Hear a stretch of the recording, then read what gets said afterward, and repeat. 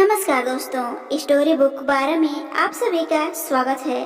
आइए सुनते हैं ननद भाभी का जोरदार तकरार। मेरा नया एप्पल का फोन नहीं मिल रहा है।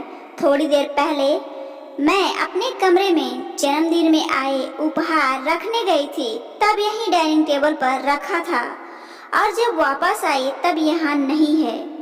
गुस्से में घबराहट से चिल्लाते हुए रंजना ने अचानक पार्टी में आए सभी लोगों को चौंका दिया। तुमने कहीं इधर उधर रख दिया होगा। चोरी हो जाने की बात तुम कैसे कह सकती हो? सभी अपने लोग हैं, मैं जानती हूँ, पर मैंने अभी घर के नंबर से अपने फोन का नंबर मिलाया है।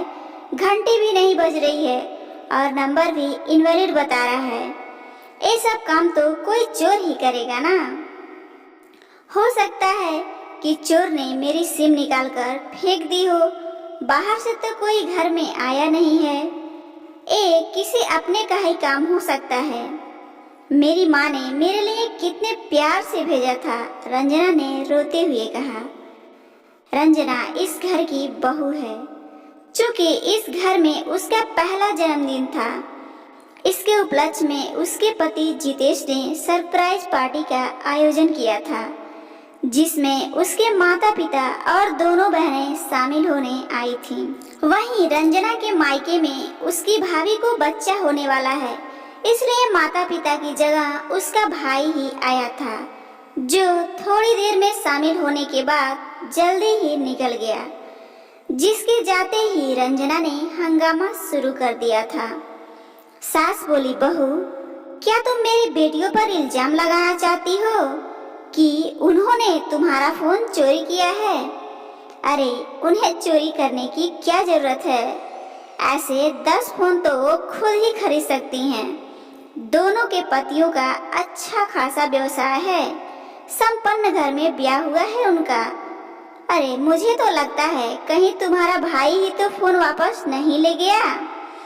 ससुराल में दिखावा भी हो गया और गिफ्ट वापस साथ ले गया। बिल्कुल सही कह रही हो माँ।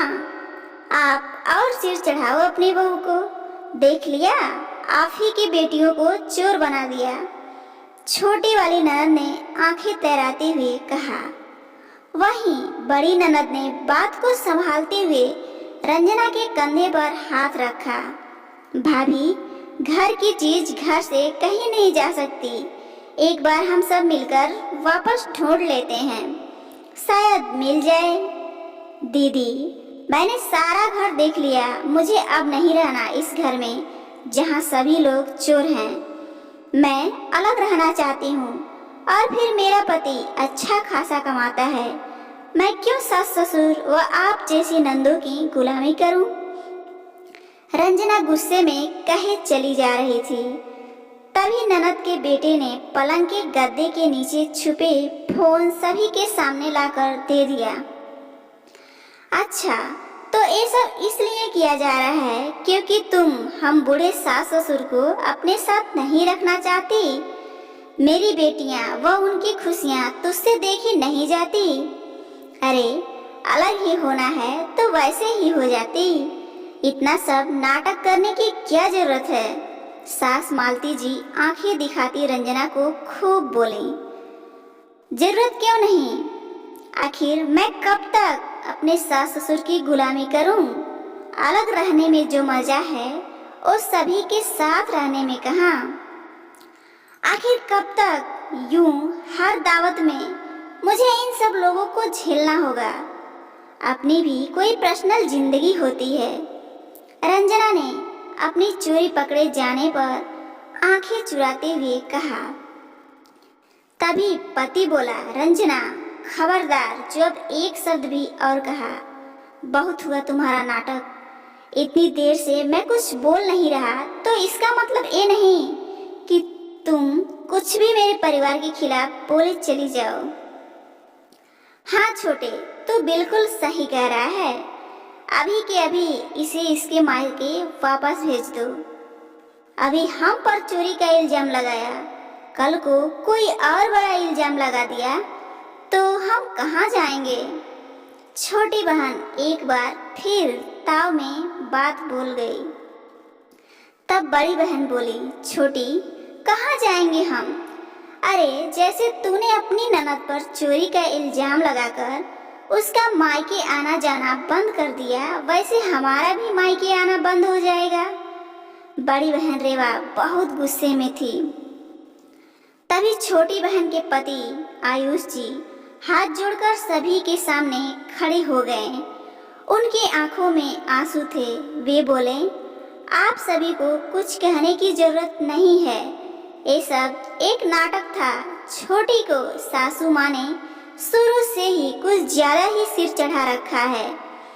उसकी हर गलत व नाजायज बात को बढ़ावा वही देती हैं, पर वो भूल जाती हैं कर्म हमेशा लौटकर वहीं वापस आता है जहां हम उसे छोड़ते हैं। ये सब मैंने अजीत और रंजना ने मिलकर प्लान किया था। छोटी बोली, मुझे माफ कर दो दीदी, बहुत बड़ी भूल हो गई। आयुष बोले, मैं और दीदी सब जानते थे, पर वो सिर्फ और सिर्फ तुम्हें और मुझे खुश देखना चाहती थी। शायद बड़ी बहन का प्यार ही ऐसा होता है, इसलिए उन्हें माँ का दर्जा दिया जाता है। सही कहा आपने, और भाभी भी माँ समान होती हैं। रंजना भाभी, आगे से आपको ये सब करने की जरूरत नहीं पड़ेगी। आपको अपनी ननद की फिर कभी ऐसी शिकायत नहीं मिलेगी। माँ, अब सब ठीक हो गया है। छोटी को भी अपनी गलती का एहसास हो गया है। चलिए अब केक काटते हैं।